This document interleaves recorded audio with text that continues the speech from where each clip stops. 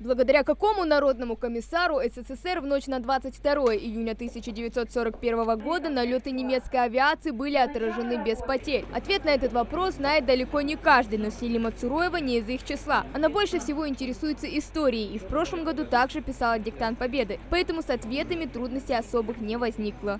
Я просмотрела вопросы, и для меня этот диктант был несложный, потому что я знаю историю. Хороший пример заразителен. Вместе с юной участницей за парту садится и бабушка Любовь Оздоева. Ответить на вопрос, кто кому привил любовь к истории, сложно, зато обе понимают ценность таких мероприятий.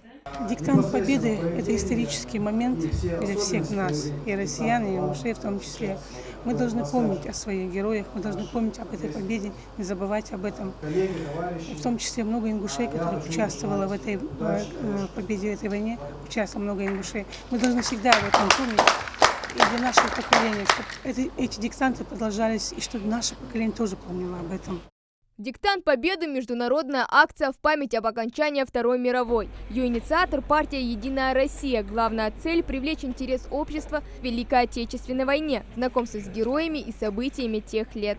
В этом году пандемия внесла свои коррективы по проведению на площадке диктанта Победы. Соответственно, все меры предосторожности будут соблюдены, индивидуальные средства защиты, антисептики, и соблюдаться будет социальная дистанция между теми, кто непосредственно пишет этот диктант. Скучать здесь никто и не думает, и трудным этот тест назовут разве что единицы. За одной партой учителя и ученики. Сегодня у них один общий принцип – никаких книжек, гаджетов и шпаргалок, лишь собственные знания. Непривычная тишина, словно на уроке. Диктант Победы – это 25 заданий, на выполнение которых дается 45 минут.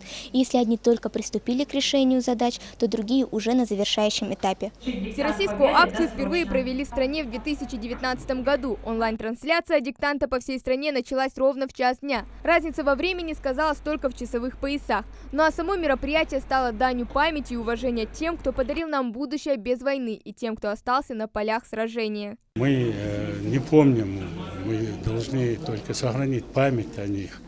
Поэтому вот сегодняшнее присутствие молодежи разных возрастов, это о многом говорится. Поэтому мы обновляем память о войне, мы как-то имеем непосредственное сегодня отношение к тому, что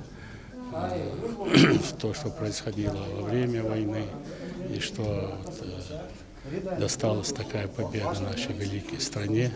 В Ингушетии для проведения диктанта определили 27 площадок, одна из которых развернулась на территории Башни Согласия. Ее посетил и председатель правительства Ингушетии Владимир Сластенин. Победители получат подарочные карты Российского военно-исторического общества. Они дают право на бесплатное посещение более 50 музеев страны.